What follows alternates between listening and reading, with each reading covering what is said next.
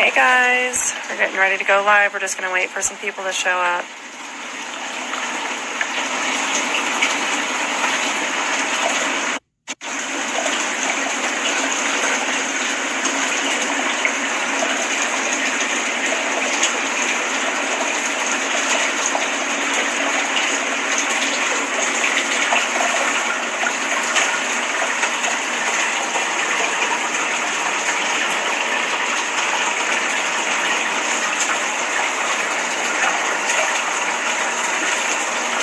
Yo, Quantum Reefer, what's up? Welcome.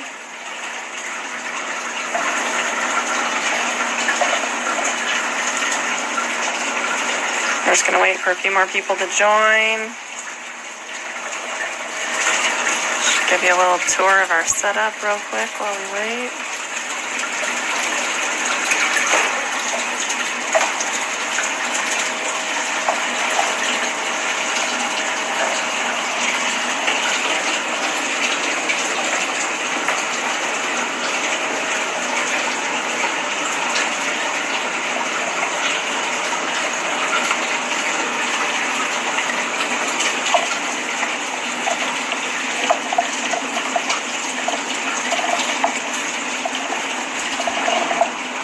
Hey guys. Thanks, Sin City.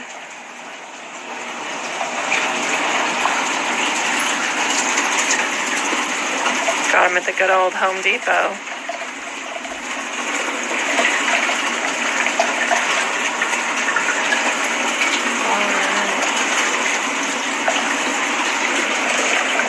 This is one of our favorite sections of our tank.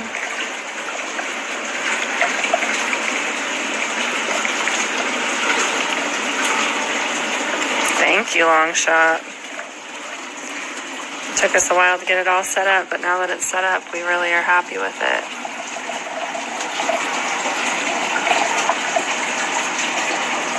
What are your nitrate and phosphate levels, Nick? They're high. We're going to go to the expert for the answer to that one. My nitrates, I don't actually test them very much anymore. I tried chasing them and it just kind of ruined everything. I don't do very good with SPS, and I think it's because my nitrates and phosphates are too high.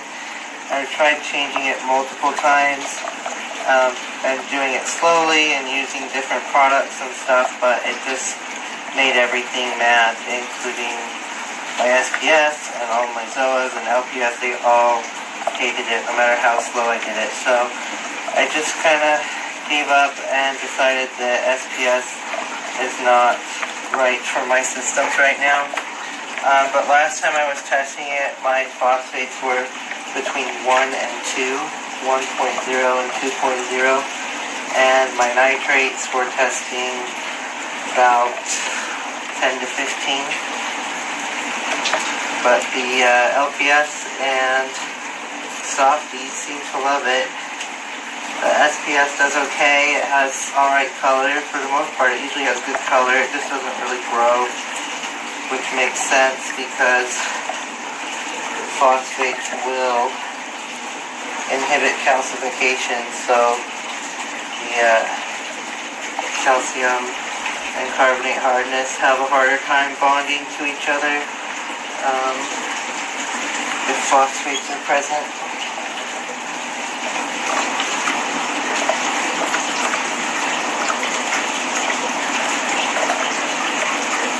Alright. Give you one quick run over of our tanks again. That's our show tank that Nick's cleaning off the glass for because he wants to show off, of course, for all you beautiful people. These are all of our mini colonies, or colonies. We need to start fragging up for you guys. Yeah, you're welcome, man. Glad we could help.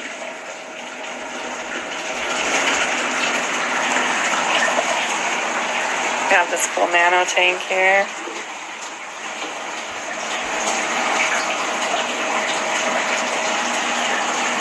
It's kind of fun.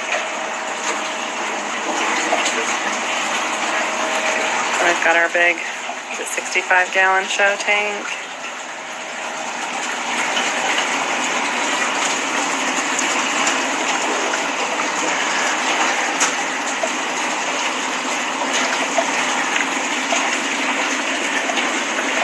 Oh, I didn't show you guys these. Look at these are our hot nems. We just use little baskets to keep them separate. We're actually working on setting up a whole separate anemone system. So look out for that.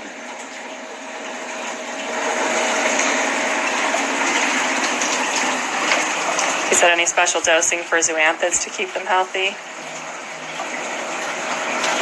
I use Reef Energy Part A and B from Red Sea. If you keep it in the fridge, it's just amino acids and vitamins. But my zoas do a lot better. So there's Reef Energy A, Reef Energy B. You just add every day. You add I add 2 milliliters to my big tank and 5 milliliters to each of my frag systems, which are about 120 gallons each. And the first one, A, is carbohydrate, dissolved in suspended energy. And then part B is the amino acids and vitamins. When I add these, the zoas open a lot bigger and tend to have a lot better color. So I like these. They help a lot. Awesome. Okay, who's ready to start talking about lighting?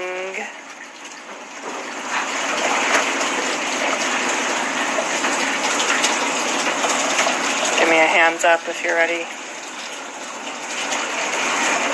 Alright. As you can tell, Nick really knows what he's talking about, but he's also a really humble guy, so I'm going to brag on him a little bit and just tell you guys, I'm not sure if you guys know, he actually has a degree in marine biology from the BYU Hawaii, and he's been reefing since he was 16, so 12 years? Don't want to give away your age, but anyways, alright, here we go. Let's get into lighting. Alright guys, thanks for joining. We just want to talk a little bit about lighting today. So just to go over what we use these Ocean Revives. The title's right there. They have a few different models of lights. The main one that they are still making that was the best seller was called the Arctic T247. These are the second model, the T247B. There's a full spectrum LED. They have a blue channel, which is what we run pretty much all the time. Okay. And then they have the white channel. The blue channel has a few different colors. It has a 420 nanometer, 450, and 470. We can talk more about the spectrums in a little bit. And then the white channel has a 10K, and I believe it's a 12K, and then it has a green and a red. For me, I've just been keeping them on white or on blues only all day long. There was a time recently actually that I was doing a small amount of whites, just like 3 hours a day, but I found that I just mostly grew more algae. It wasn't affecting my growth or color positively at all. And when I came to look at all my stuff, I would always just come and change them all to blues anyway because I wanted to see them glow. So this is the lighting that we chose. Each of these bulbs are 3-watt LEDs. There's a lot of different types of LEDs on the market, and so it gets really confusing when you're looking the wattage, and there's all kinds of factors that go into what makes an LED fixture a good one, which ones can grow coral and which ones can't. One of the main things to look for is the 3-watt bulbs. They're going to be nice big round bulbs like that, and you will want different colors, blues, whites, a good variety, and I always like to be able to change the intensity. So these lights you can change. They're not as crazy as like the AIs or the Radions where they have like 7 channels. They just have the 2 channels of blue that controls the 3 blue colors, and then then that's the gauge called channel 1. You can adjust it from 0 to 100. And then there's the channel 2 again from 0 to 100. And that has the white colors and the red and the green on it. So LEDs are interesting because they are each bulb color is, that's all you get. So if there's a 420 nanometer bulb, that's the only spectrum that bulb is displaying to the corals. With fluorescent bulbs like T5s or with metal halides, they are called full spectrum lighting. And so even though you'll buy like maybe a 20K bulb, that'll be more on the blue side. It will have mostly blue in it, but it'll still have a little bit of all the other colors in the spectrum, visible and even not visible spectrum. Whereas the LEDs, you're just going to carry that one specific nanometer that brings down the light to the corals. And so that's why it's important with the LEDs to find something that has a good mix. Your corals are not going to have as good color. They're not going to have as good growth. Some of them might respond better to other spectrums, but if you're just having like 1 or 2 spectrums in there, it's not going to go very well.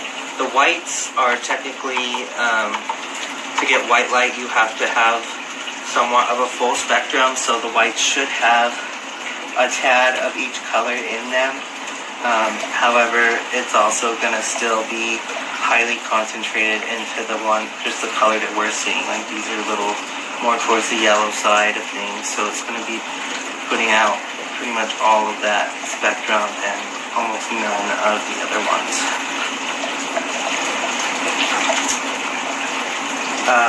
The other types of lighting that people are using right now, most other people are using T5 high output, which is great lights. I do like them. They're just not very cost effective. The main thing that makes LEDs the winner in my book for lighting is that it is low energy. So this whole fixture is like 120 watts, and it'll cover a 2-foot by 2-foot square. So these frag tanks are 48 inches by 2 feet long, 24 inches long, and it covers the whole thing with really good spread. These ones are pretty high up just so that they don't have hot spots and concentrated areas, so I get good coverage from the middle all the way to the edge. But that's all they're running. So this tank at full blast, if these were on 100%, then I would have 240 watts on this tank. But I run them at about 60% blues and 0 whites, like I said. So it's probably doing like 100 watts or so, maybe a little more than that over this tank to run all that. With T5, I'd be using probably at least 4 bulbs, 4 to 8 bulbs on this system. A 4-foot T5 is going to be 54 watts. So at 4 bulbs, 54 watts, it's going to be 100 or 220. So it's going to be slightly lower than if these were at full blast actually. But remember, these are shooting 50% power. If I had 8 bulbs, it's going to be over 400 watts. And then, so your power bill is going to be a lot higher. Not only that, they're going to emit a lot of heat. You have heat issues with the T5s. They're not too bad, but they can warm up your water. And then the worst part, in my opinion, is that you have to replace the T5 bulbs they recommend like every 12 months or so. Some people do it even sooner, every 6 months even. And those bulbs are going to run you probably $25 a piece. With the LEDs, these fixtures are usually rated to last at least 5 to 10 years plus. And so they're really cost effective. I've gotten great growth and color with these. I've tried a mixture. A lot of people use a mixture of T5s and LEDs to kind of get that full spectrum. People say that certain types of coral grow way better with the T5s, which I think it's really more about water quality than the type of lighting you have. As long as your LED fixture is sufficient, then it should be able to grow anything. So People also are starting to go back to metal halides. They're the old school lighting that everyone was using before T5HO output even came out. They are super hot running. They put a lot of heat into the tank. People usually use fans on the fixture, on the tank, because they just make it so hot. A lot of people had chillers on their tanks when they were using metal halides.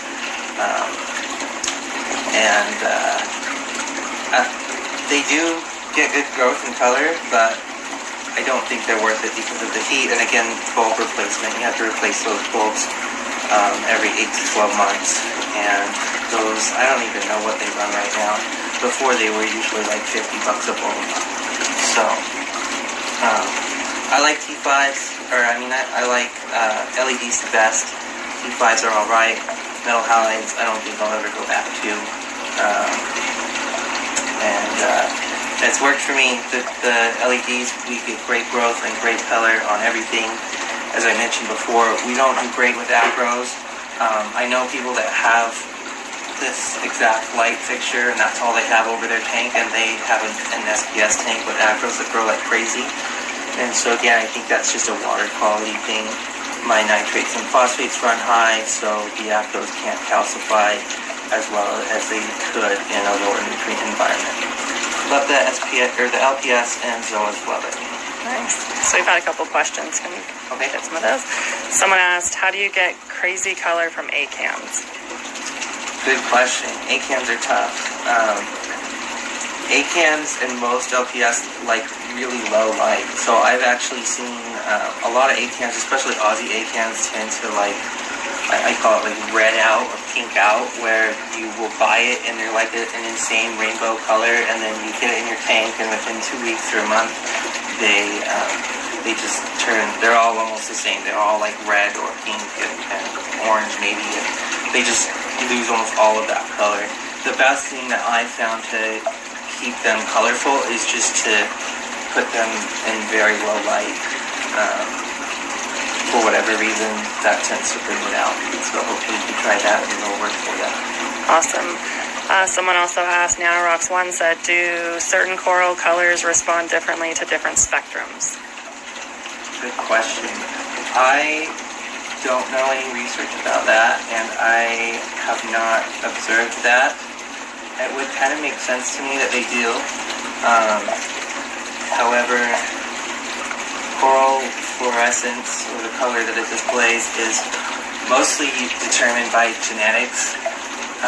They all have the algae zooxanthellae. That's the symbiotic algae that the corals host to photosynthesize so that they can grow with light.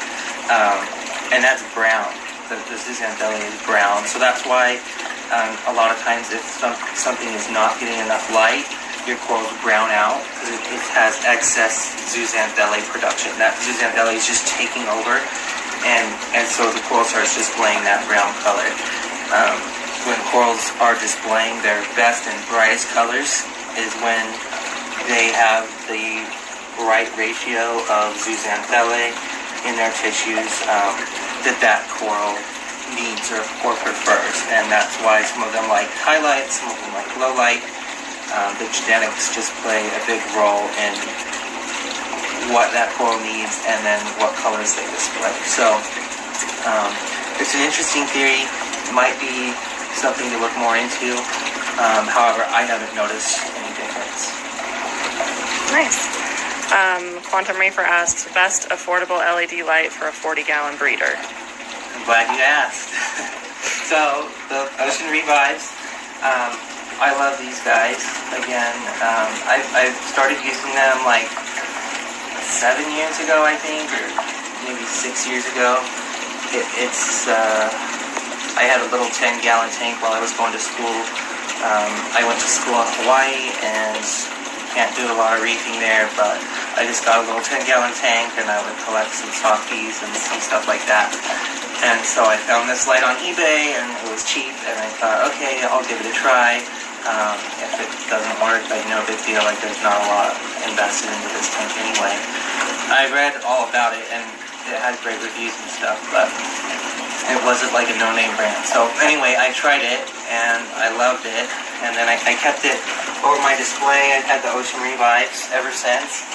So we moved back from Hawaii about almost 5 years ago now, and I kept Ocean Revives on my display the whole time. And then when I started doing frag tanks, I wanted more money for coral, as always, and so I just kind of scrapped around to try to find the light, or like what lights I had and what I could get for cheap and stuff like that. So I had some AI souls, like the super old school, one of the first generations of AI lights, and then I had, excuse me, I had some old T5s as well, T5 high output. So over my one frag tank, I put the 2 souls and the 2 T5 high outputs. I actually really like that combo. It did seem to work well, but not too long ago, like one of my fish must have thrown a bunch of water on my controller for that soul fixture, and it fried it. Those are hard to find, those controllers, and I couldn't really do anything with them after that. So I decided to go for the Ocean Revives on that, since I was so happy with them over here.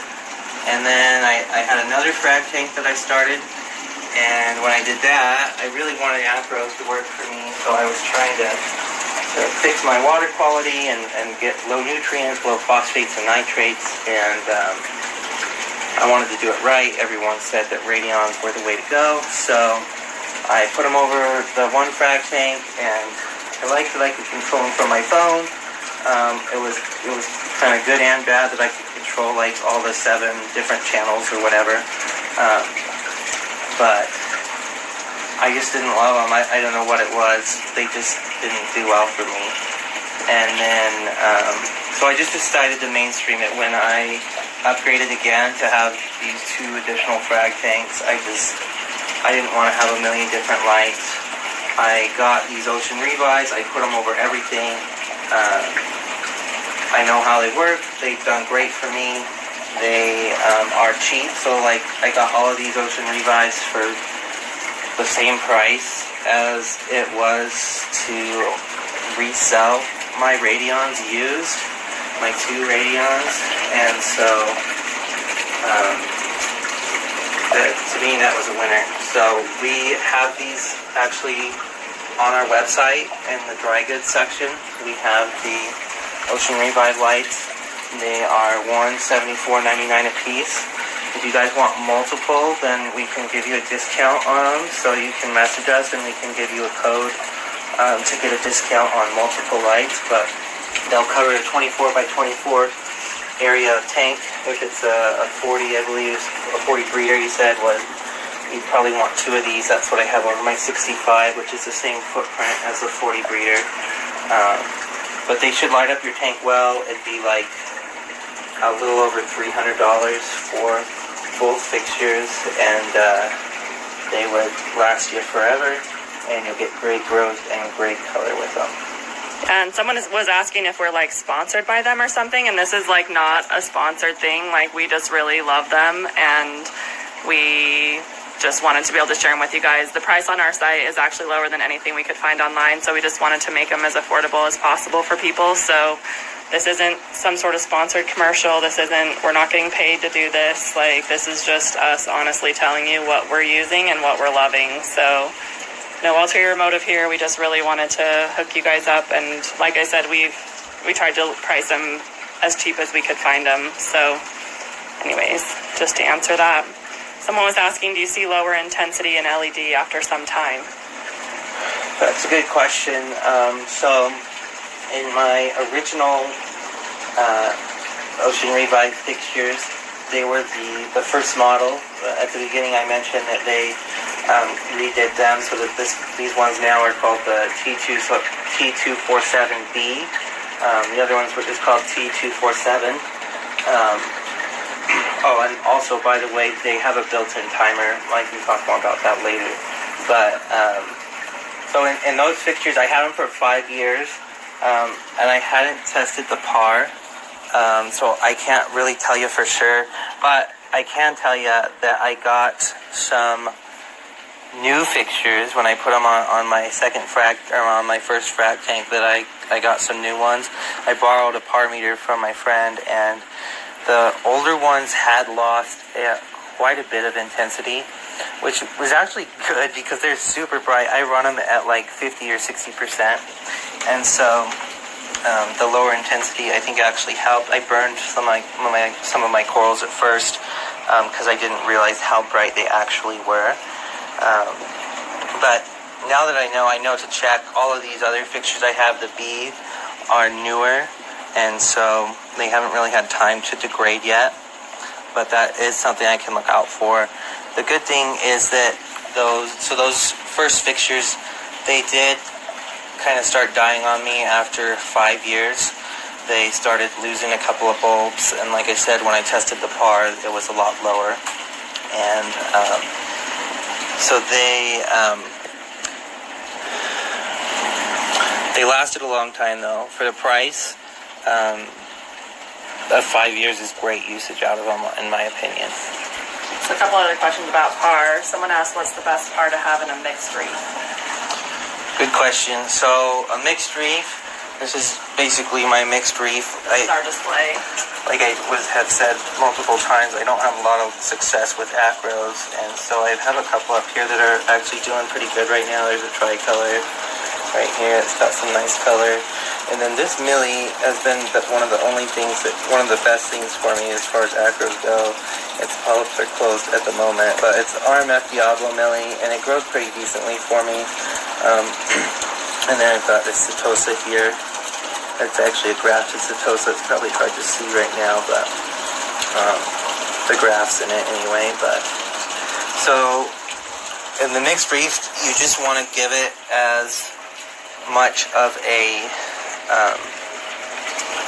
range of par as possible. So the deeper tanks are better. They're easier to have a mixed reef because you have more space. The deeper the tank goes, the less light is going to get through the water.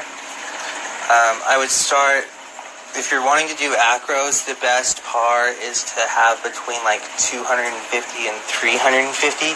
That's where most of them thrive. I think I've read a few threads of people that say that their acros are doing great. Certain ones at least are doing good in like 400 or 450 par, but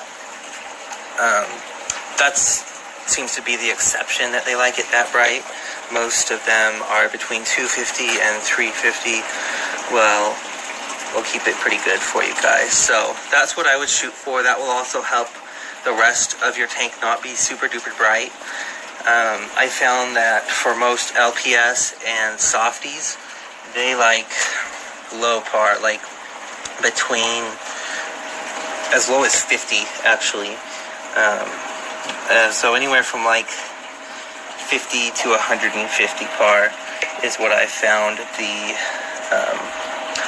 softies and LPS like. Most of them actually tend to do better at even lower, like between 50 and 100 par is what I've found.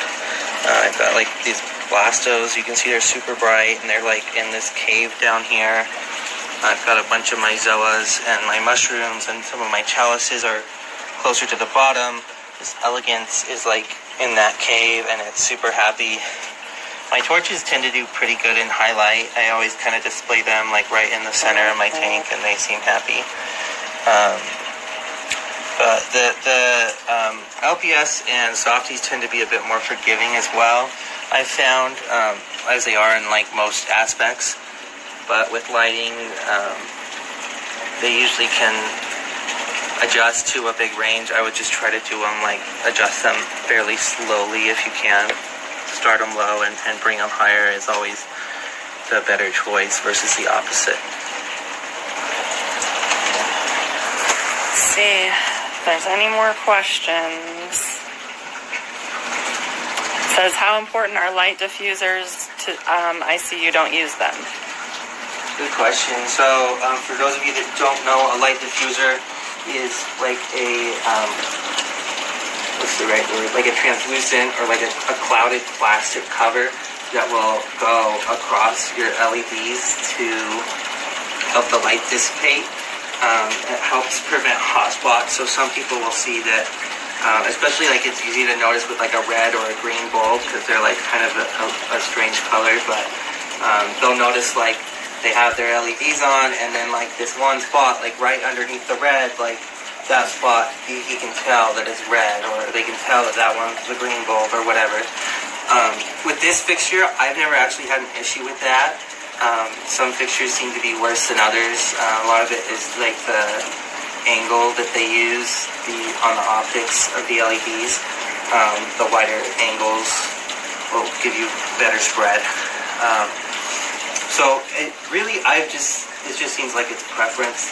If you have hot spots and you don't like them, you can usually raise your lights higher, and then that will help it spread out more, or you can get a diffuser. But from my experience, it doesn't like really affect things technically. Like it'll mix the colors a little more, but yeah, for me, it seems like it's just a preference what you want your tank to look like. If you have a diffuser, it will probably make less of a shimmer. You can maybe see in my display tank the shimmer with the water movement. So the shimmer is made because of from a direct point light source. So LEDs and metal halides are called direct point light sources. So they're like the sun. So like the light that comes out of them, it's like it comes out of the one, like the diode, like the LEDs come out of the one diode that just come one spot and down. Versus T5s, they're an indirect light source. The whole bulb will light up and it uses the gas in between it and stuff like that. And so that's why you don't get the shimmer effect if you have only LEDs, or only T5s, sorry, because they're not a direct point light source. Some people like the shimmer, some people don't. If you use a diffuser, you probably aren't going to get much shimmer because it's going to be dispersing the light and not making a direct point any longer. Okay. All right. Does anyone else have any questions? Shoot them to us real quick. Farmed Frags did want to see if they could see our whole setup. Yep, we got to all those ones you guys sent earlier. Okay. All right. Nick's going to show you our whole setup real quick, and then we'll sign off. We don't want to take up too much of your time. So we kind of showed it a little bit earlier, but... Alright. Back so you can see a lot of it. Alright, so here, this is a big mess, but that's the system I'm going to be setting up for anemones and Bergia nudies. I've got a barrel of RO water with a GHL doser. I've got a nano tank. I've got my display. Let me close it so you guys can see with the canopy. Then in the back there on the wall, I've got a Kamoa doser. I've got some BRS dosers. I've got an Apex that I still need to set up. And then here are the frag tanks. I've got 4 low boys, which are 50-gallon frag tanks. And I love them. Their footprint is 48 by 24. They're only 10 inches tall, so they really maximize the space for coral growing. So that's our facility at the moment. We're always growing, when the corals are doing well at least. So thank you for the questions. Thank you guys for joining. Before we go, it says, what is your hottest fobia? I would say my hottest fobia is the Jason Fox Gold Rush. It's right there in the center. It's got gold. It's got blue speckles. It's got like a magenta, purple color. I love it. It's super cool. I've got like the classic Dragon Soul, which is also pretty cool. There's a few others in there, but that guy's my favorite. Alright, thanks a lot guys. We will see you next time, and I hope you have a good night. DM us if you have any other questions. Remember, you can get these Ocean Revive lights on our site for $174.99, and feel free to message us if you want multiple, and we'll give you a deal.